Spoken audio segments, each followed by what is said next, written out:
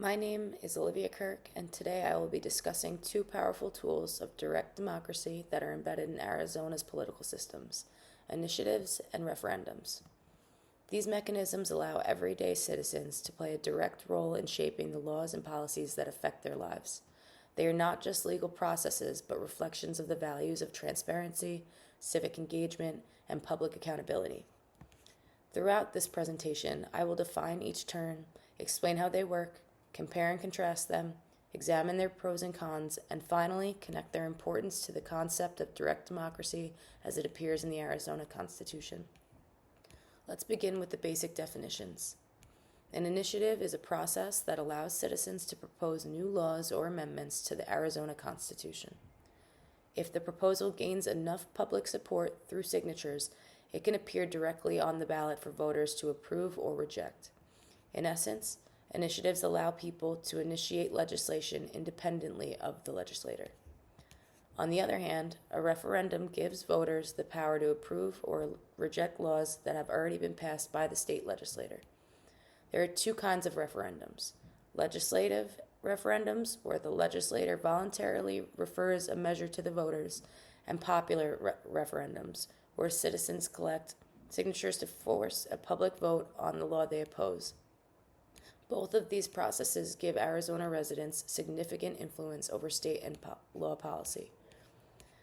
Next, let's look at how these two processes work in practice. For initiatives, the process begins when an individual or group drafts a proposal.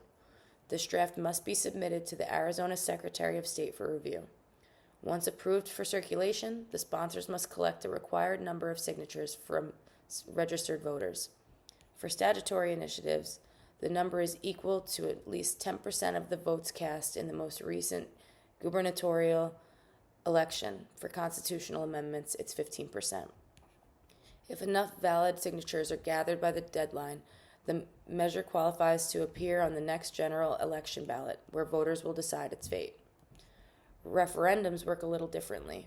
In the case of popular referendum, citizens may respond to a new law passed by the legislator by collecting signatures equal to 5% of the votes cast in the last gubernatorial election within 90 days of the law's passage. If successful, the law is put on hold until voters have the opportunity to approve or reject it.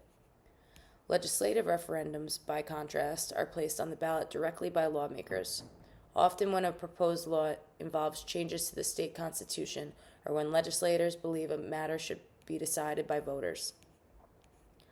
Although initiatives and referendums are often grouped together, they serve different purposes and originate from different motivations. Initiatives are proactive and used to propose new policies. They are often employed when citizens believe the legislator is not addressing a pressing issue.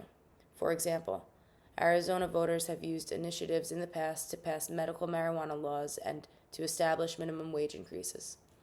Referendums, on the other hand, are reactive. They serve as a check on legislative power, allowing voters to block laws they disagree with.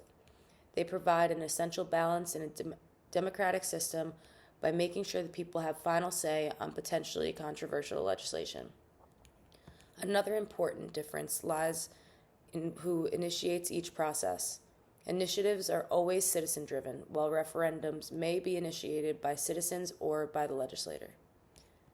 Both initiatives and referendums come with advantages as well as disadvantages. On the positive side, they empower citizens to have a direct impact on the laws that govern them. They can increase political engagement, hold lawmakers accountable, and ensure that public voice is heard, especially when legislators are slow or unwilling to act on certain issues. These processes have led to significant policy changes in Arizona, ranging from the legalization of medical marijuana to education funding reforms, all driven by the public. However, there are also setbacks. The process of gathering signatures and campaigning for ballot measures can be expensive, making it easier for wealthy individuals or interest groups to dominate the conversation. Additionally, the wording of the ballot measures is often complex, which can confuse voters or lead to unintended legal consequences. Another concern is ballot fatigue. When voters are presented with too many initiatives or referendums on a single ballot, they may vote without fully understanding the issues or skip them altogether. Arizona's commitment to direct democracy is deeply rooted in its constitution, which was adopted in 1912 during the Progressive Era, a time when many Americans were pushing for government reforms that would give more power to the people. The Arizona Constitution formally establishes the right of citizens to use the initiative and referendum processes. This reflects the belief that government should be accountable to its citizens and that the people should have the ability to participate directly in decision making. By incorporating these tools into the state's founding document, Arizona set itself apart as a strong example of participatory democracy at the state level. These processes reinforce the idea that democracy is not just something that happens on election day.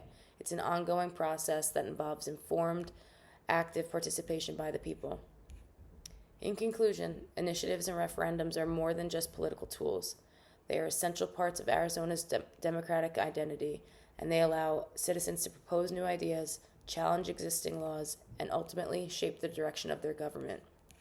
By understanding how these processes work, we gain a clear picture of how democracy functions, not only in theory, but in practice.